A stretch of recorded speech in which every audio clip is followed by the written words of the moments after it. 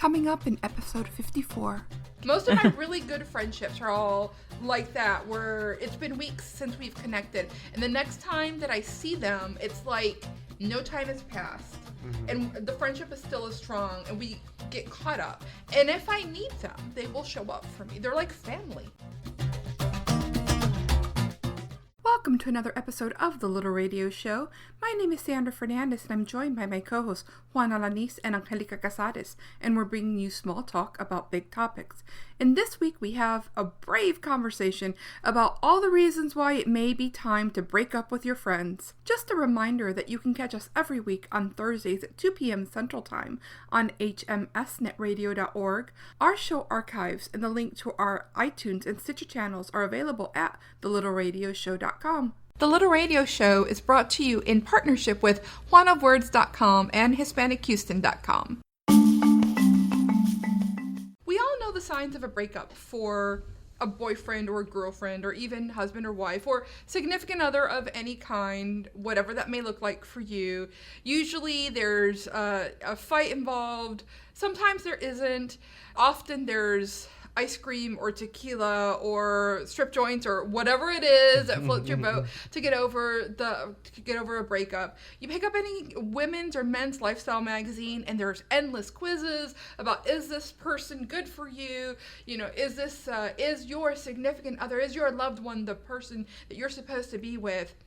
And so we're used to that when it comes to lovers, boyfriends, husbands, etc. What about with friends?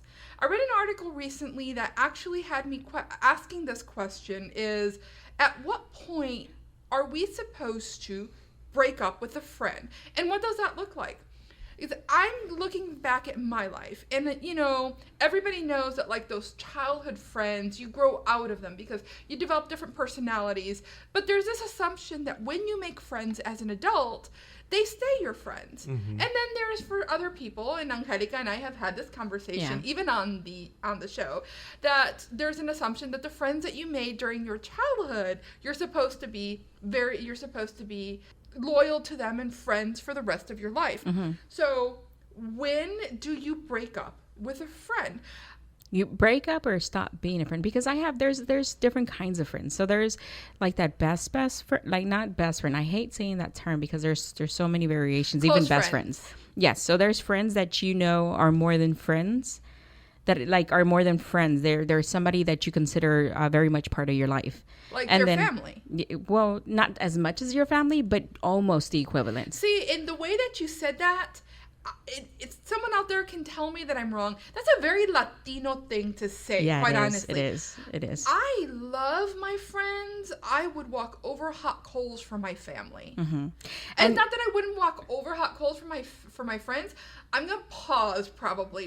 For my family, probably not. And it doesn't matter if we're arguing or we're fighting or whatever. For my family is a completely different thing. You weigh your options when it comes to your friends. You weigh the cons, the pros. Is it worth it? Is it not? But not your family. You kind of just, if they say you trust them, if you by all means know that water is shallow and they say it's 10 feet deep, you just kind of like, all right, we're all going to jump in. I obviously know it's shallow. One of us is going to bump our heads, but we're diving.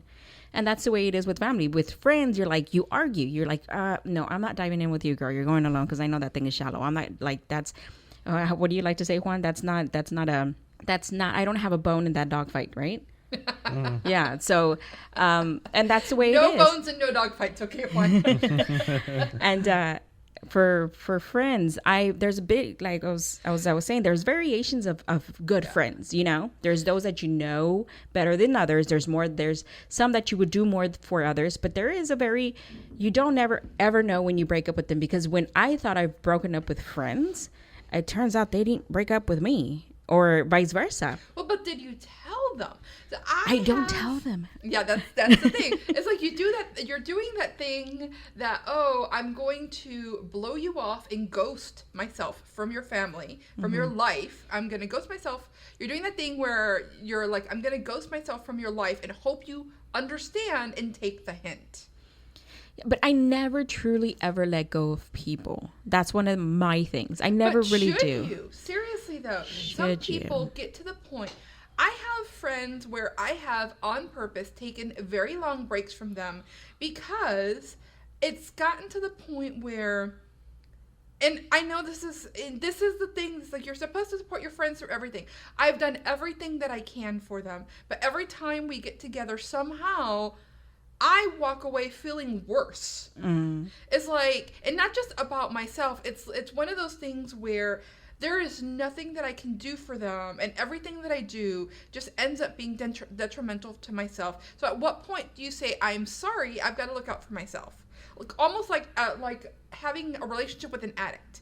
You support them and support them and support them. And at some point, you're going to have to say, you know what? You're breaking into my house. You're bringing undesirable people around my family. I can't have that anymore. You are out of my life. So what I'm saying is sometimes in a relationship, that has to be the case. But they're not all so cut and dry. No, they're not. Like, for example. Okay. I have many, many friends. I have very few close friends. Like the people who can call you at 3:00 in the morning and say, I need somebody to go with me to the emergency room. Friends. Like the people that you can call them up and say, I need you to go out and get drunk with me and don't ask any questions. Friends. Like the ones who, when I tell them that my niece's boyfriend said he didn't like her dress, say, let's go TP his house. And they're absolutely not kidding about it. They're serious about it, yeah. They're absolutely not kidding about it, because how dare he? Those kinds of friends. Are very, very few. They're very, very few, and I guard them closely. However, because they're so close, like with family, there gets a point where you start to get on each other's nerves. I know that this is temporary. Some people it's not. Like I had an instance where I had a friend who we've been friends for years. We've been friends for decades, actually. And I love her. She tends to be a little flaky, which was fine. That's fine. Except she kept doing things in such a way that I would commit myself and I would buy the stuff and I would go do, and then she would flake out and I'd be like stuck with non-refundable tickets, and I'd be stuck with, I had asked for time off and taken time off to find that, oh, she hadn't even shown up, stuff like that. And after a while, the minuses in our relationship just amounted to so much that I'm like, I can't trust in you anymore. And I tried to talk with her about it, and it just went completely over her head. So now every time she asks me to go somewhere or to do something, I'm busy. I don't even look at my calendar. I'm busy. That's how I ended that relationship, is like, I can no longer trust you. I love you. You're a nice person, but we can't make any plans together. This is where I get friendship confused. Is like give and take. If the person's not, if you give and you give and you give, and the person is just taking, and you don't get anything back, then to me that's just like, okay. But I see things very like, I'm very. He's very cut and dry. I see very straight lines. So I'm like, you're either on this side of the line or on that side of the line, and there's kind of no in between. Sometimes there is, but to me it's like, if you give and and the person just takes, and it's like, okay, well then I'm not giving anymore. But there are extenuating circumstances. Sometimes you make allowances for people. Sometimes they're going through a bad. And the other thing is, I think that males and females see friendship in a different way. Probably. To me, it's like either you're a friend or you're not a friend. And I think Anjelica is much more emotional about attachment to things, not to things, to people. Yeah, I do. I actually do. I very much base my friendships on emotions. I have a lot of very surfaced friends. Where everything's very surface. We all have a lot of surface. I have 1,400 people on Facebook think that they're my friends. No, and I don't have as many people on Facebook for that reason. And I took that very literal. Like, add your friends, you know what I mean? And it's like, if it's somebody I knew, I didn't care to add them. They're not my friend. No, I didn't even consider them a surface friend. And I take that word very literal.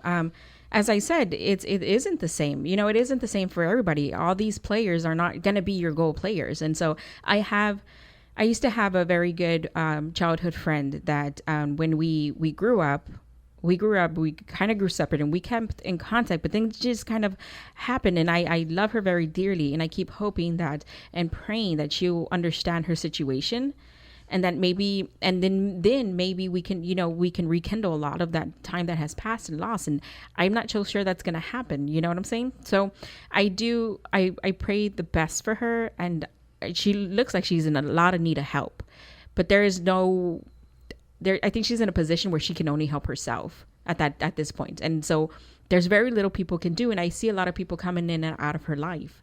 And it's because, how things are, you kind of keep up with them. And I see a lot of people come in and out of her life very quickly. Like, she's having a lot of friend turnaround. So she keeps people in her life for about 3 months, 6 months, and it goes very fast, Is that possibly because she doesn't give anything back to them? I think so, but that's kind of like being at work and you see this high I think she turnover. exhausts it, yes. She exhausts that relationship very fast. They're called emotional vampires. They take and they drain you of all your good emotions and all of your, and no offense, I cannot be around people like that. I'm sorry. Not that we kind of did have we didn't have a toxic relationship, but there was a lot of things that we knew very much about each other, and it was a very emotionally charged relationship with me and her. We were very close for a very long time. But she just, a lot of things just turned, and I understood so I understand her past, and I understand why she's going through a lot of the things she's going through, but I can't assert myself in her. It would drain me. It would take up at least a good 10-20% of my life that I don't have to give. I can't give. And so, but then there are other relationships. I have another friend, Juan likes to mess with a lot. She's a really good friend, and I know her lifestyle. Audience. Oh, that sounds. Why do I always say things so wrong? I'm sorry, that's where my mind went. She means that in a non-sexual way. Yes, please believe me. Believe me. But she means it. Why is it always me, guys? Always me. We love that little pink bubble that you use I see love, the filter that you see the world through. The rest of us thought really bad thoughts. And just for future reference, if there was anybody that Juan was, messing with in that way, I'd be helping her dig a grave, okay? Yes. Heavens. All right. So we're going to come right back to it. So here we go. So this friend, she has also been going through a lot of things, but she kind of needed a little bit of emotional support. And I gave that, I gave my 5-10%, and I gave that to her, and I allocated that time. And I said, all right, this is all I got, homie. Like, once this is over, like, I gotta bolt. And I didn't exactly tell her that, but I did invest into it. The thing is, it was also self-inflicted, except it wasn't harmful the way the other one was. Yeah. But to me, like, I still have friends that I can connect with that I haven't seen in years, and then when we connect, it's like we never stop talking. But it's just like, what friends are these? Just people that I know, like people that there's a guy from high school that I talk to every once in a while online. When we talk, it's like, I call them the cactus friendships. Yeah. They require a little bit of water every once in a while, and they'll survive just fine. Then there's the house flower friendships, where, oh my God, I haven't heard from you. It's been forever, and it's been like 3 freaking days. Where you haven't heard anything. It's been like 3 days, and I'm like, sweetie, what has happened to you in the last 3 days? House flower needs all the right atmosphere and constant attention, or else it that sounds exhausting. Yes. But think of your life, and you have friends that are like that. Yeah, you have friends that are house flowers that require constant watering and attention and love and. Oh, okay, I'm being facetious with the love, and or otherwise, it's like the friendship takes a hit. Most of my friends are cactus. Oh, really? Sorry, cacti. Most of my really good friendships are all like that, where it's been weeks since we've connected, and the next time that I see them, it's like no time has passed, and the friendship is still as strong, and we get caught up. And if I need them, they will show up for me. They're like family, and that's the difference for me. So how do you break up? Do you really go and tell them, you know what, this is not working? I don't think I have it doing that. I don't have it in me to be like, I gotta cut you off forever, because I think it would make people feel bad, you know, like you're bad. We were friends enough, but you're no longer good or you know what I mean? Like I feel if I was told that, I'd be like, what? But that's funny because you're willing to say that to a significant other, but you're not willing to say that to a person that's not your significant other, who you were less attached to. That you're less funny? Attached Have you ever seen? You've seen me and my sisters fight, right, Juan? Oh. Where we fight to the point where we're crying and then we're hugging at the end, and I hate it.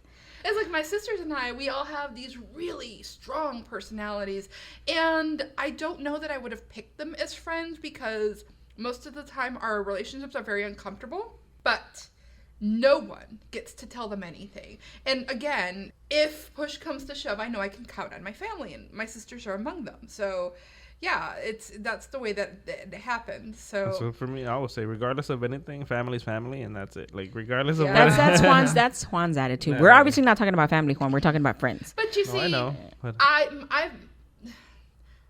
I love my family, and they're gonna be there for me in case of a catastrophe or whatever. But if I've got one of those self-destructive, oh my God, I can't believe I did that again for the 37th time, and somebody talk me off the ledge over tequila and sliders, I'm gonna call my girlfriends. Mm-hmm. You do. There's things I'm gonna call my girlfriends because they're gonna be non-judgmental. I don't have to worry about it. It's not gonna come up again as much. It's not gonna come up again. They might just like follow up. They're going to let me cry into my tequila, my margarita, or whatever it is that I'm drinking without telling me, well, I told you what to do last time. Yeah. No. They're not going to do that. And family expects so much out of you, and friends, you can give, you can give enough and nothing is expected. And usually family comes back like, so what happened? What did you do? What did you say? Did you say this? I told you to do this. I told you to do that. Friends are more like, so what happened? But isn't it funny how both of us just finished saying that we'd be willing to do much more for family than friends, when we're also both saying that we get much more emotional support from friends than family. Yeah, we do. So I'm like, we're so that's such a Latino thing. I'm sorry. It really but I wouldn't expect my friends to do what my family does. I wouldn't expect my friends to do what my family does, which is if I say, guys, if I'm really like I'm in a position where I absolutely need all hands on deck, I expect my family to do it, not my friends. Yes. I do expect emotional support from my friends, but I expect physical support from my family. And I think maybe that's the difference with me. I want, emotional support from my family also, but sometimes they can't because they're going through other things. And so I have to give them that time. And sometimes it is, you kind of cry on the shoulder and you forgive and you forget and you forgive and you forget. And then, but family and friends, I mean, you expect it to be, you know what I was going to say, Sandra? I'm thinking about this, is loyalty. Yes. It's one of my biggest things with friendship is loyalty. That's when I know I've hit like gold, when I've hit loyalty with somebody. We cut Juan off. You were saying that's what you were saying about family. Yeah, that's what I mean. That's what I was saying. Was family is family, and that's the same thing that I think we're all saying is like family is family, regardless of whatever. Like, regardless of differences, it's still the same thing. Like the only thing that's difference between me is I think that friendship, like. I don't know. I guess I'm not as emotionally attached with friends. You're a guy. Yeah. So there's some things that and again, I'm generalizing because not all women are emotional and emotionally tied to friends this way. Not all men are as practical as that. So, but the cliche is a cliche for a reason, in that it does talk about a big portion of the population. Most of the men that I know, their friendships with other men, or even with women, there's not a lot of. But see, the thing is, like, for when it comes to my emotions, the person that I rely on is Anjelica. Like, yes, and we all approve of that. No, and I have to mention one, but there's not a lot of like guy friends that you consider like, how out there there's this bro romance or this buddies. Yeah, these buddies. No, you don't have those. But a lot of married couples that I know, actually, the first person that they rely on is the husband or the wife, which I think is absolutely the right thing to do. Yeah, it is. And that can be a whole other conversation, because that it's all, every relationship, right? It's all by choice. And I think that gets hard. And so when we're talking about relationships, so friendship is by choice. Husband and wife is by choice, but then you make family, and now you're like, this is more besides choice. So could you be friends with someone who didn't like Juan? Like absolutely hated him? Like they can't get along at all? Like every time they're together, she spends most of the time sniping at him or making it to where she's making him mad.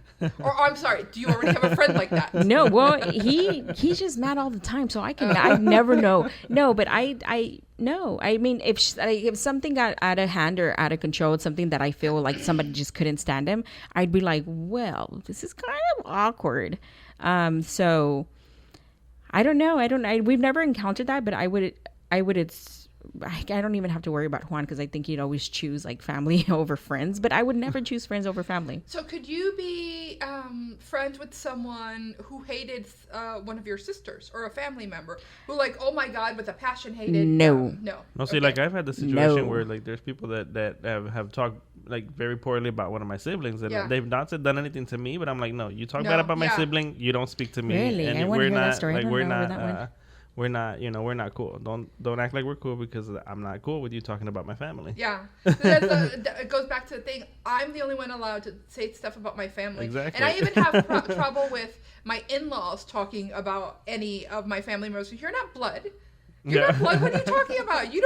Just because you married into the family does not give you permission to talk about them. I don't have problems with people talking directly about me, but once I like, for example, now we're getting places we should not, so we're gonna leave that alone. Okay, so moving on. Could you be?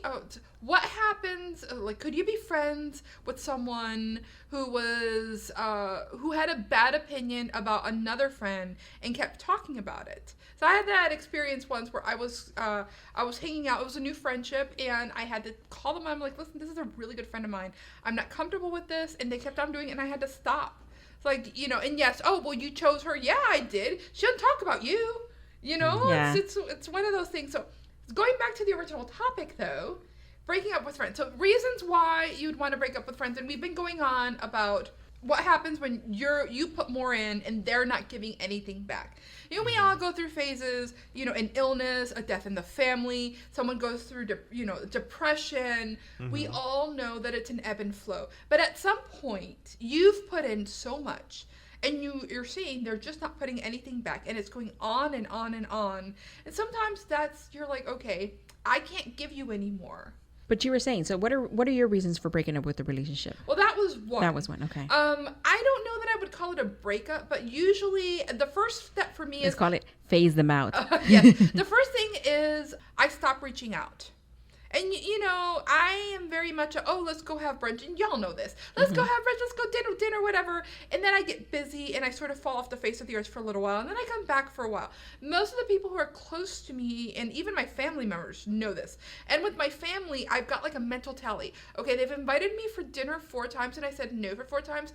I've got to start saying yes or they're going to start taking it personally. They're going to call me out on it. Yes, they're going to start taking it personally. But... the first thing that happens for me is I stop reaching out. Yeah, okay. And then I stop saying yes to stuff. It's like, oh, no, you know what? I'm really busy. I'd love to. I'm really busy. I'm sorry. And then I just sort of vanish from life. Do you have that where there's like where if people cross a certain line with you, like even if you don't want to, you just subconsciously you just can't go back to the way the friendship was? There are lines in the sand. Because that happens to me. Like sometimes when I'm like, even if I'm like, okay, I want to see past this, you cross the line, but I want to like maybe see past this and try to get over it. But then I'm just like, I can't, like mentally, like I just can't get, like I just I feel like, there's a line been crossed or you're not loyal or whatever it is. And I just can't like I can't be close like that again. The sad thing is I tend to be a lot more forgiving of people who are my friends for doing stuff than I would be of a boyfriend, that I am of coworkers, even that I am of family, actually. I give them a lot more leeway. I give them a lot more space to run with. But there comes a point at which sometimes there are things that they do that I just can't get past. But then there's also the people that you don't stop being friends with. But I mean, you really were never friends with. You were maybe like acquaintances with, and then you don't you're still friendly with them. Like you still see them, you still talk to them. You still have an amicable exchange, but in the back of your mind you can't trust them. So you're just you're very reserved about what you agree to do with them or not. And I've had stuff like that, and I've actually had stuff like that pan out in the long run. And let's all be honest that we're supposed to be friendly to people even if we don't like them. Right. If you don't like someone, you're not actually allowed to stand in public and, you know, and do barbs with them and turn your back to them when they say good morning and whatever. When people do that, it annoys the hell out of me because, first of all, okay, be a grown-up. If you have a problem with them, tell them you have a problem with them, and after that, be a grown-up. Yeah. You know, that's not acceptable behavior. That passive-aggressive stuff, and we all know, we've seen it recently, okay? That passive-aggressive stuff is not acceptable. I know, and I did it once, and I felt bad, and I was like, you know what? I'm only doing this because I'm not calling out somebody, and I felt the need to like verbalize what I was feeling. But I want to go back to the reasons that reasons why I would phase somebody out. Yes. One was loyalty, and the other is communication. Like, because I emotionally, I invest emotional, like, credit to these friendships. Not that I expect communication, but some sort of communication, like not give me, you know, give me your time, but a simple, like, I don't know, like communication is key to me. Like, every now and then, you know what I mean? But I don't expect to go back to a friendship like 5 months later when nobody ever like, hey, because 5 months a lot can happen. You know what I'm saying? So things can happen. And so if I never heard from you, I just assumed you didn't like me or we're not friends anymore. And I kind of started phasing you out because there was no communication whatsoever. Well, like on some TV shows I've heard where they're having arguments about like, well, like I was going through such a tough time and you never reached out to me, or you know, not like that. Or I was ill and you never like asked me how I was doing, and they take it so personal, like, and it's usually women that are arguing about this, and it's like, is there an expectation that if somebody's sick that you have to reach out to them? Not necessarily. Again, it depends on the person. When my dad passed away, I worked at a company, 550, 600 employees, right?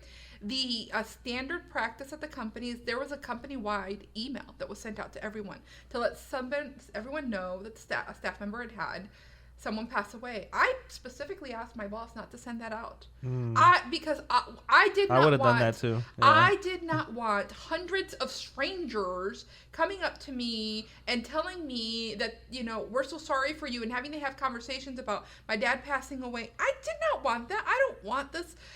See, like for me, and they probably all meant it from a good. I didn't want to deal with it. Yeah, like when my dad was diagnosed and I had and I said something about it at work and then everybody was asking about it and I just found it like really annoying because I was like, I don't want to. I'm tired of talking about it. I don't want, like, if I want to talk about it, I want to talk to people that I want to talk to about it, not you. And it wasn't that they were being offensive, or it wasn't that they were being mean, or it was just my thing. Like I was like, I don't really feel comfortable talking about this over and over and over and over. On the other hand, I had an illness surgery. I was out of work for 7 weeks. I was at home. I have about half a dozen really, really good friends. You know, we take vacations together and, you know, do stuff together, and I know their families and they know mine, and I get them invited to the weddings and that kind of. They're my posse, right? And 2 of them didn't visit me in 7 weeks. Not once. Not a single time did they visit me. They didn't check on me, whatever. And I would be lying if I didn't say that hurt my feelings. I didn't expect them to come to the hospital because, you know. But you expected them to at least ask. I was at home for 7 freaking weeks with major surgery.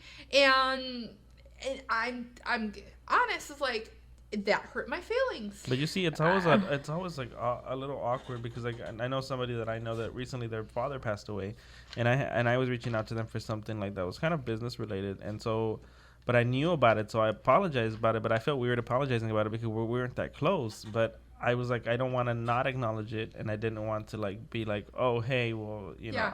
So I felt like it was a weird. It was a weird like acknowledgement, but I felt like I had to do it instead of not doing it. Like I thought that was the better option. We should take a poll online and find out, you know, what are some of the reasons why you might end your friendship. Maybe we'll ask for some comments and read them in an upcoming episode, because I'm really curious as to what the triggers are and where the hot buttons are for a lot of people. different people view friendship in different ways. And so while to me being a friend means that it has to go both ways, to other people being a friend means that you give and give even when there's no one to give you, no one's giving you anything back. It's just gonna depend. So out there, this is my challenge to you, is let us know, and then maybe we'll revisit the topic. Thank you for joining us for another episode of The Little Radio Show. We invite you to check out our iTunes and our Stitcher channels and leave us a rating or a review. You can find the link to both channels at thelittleradioshow.com.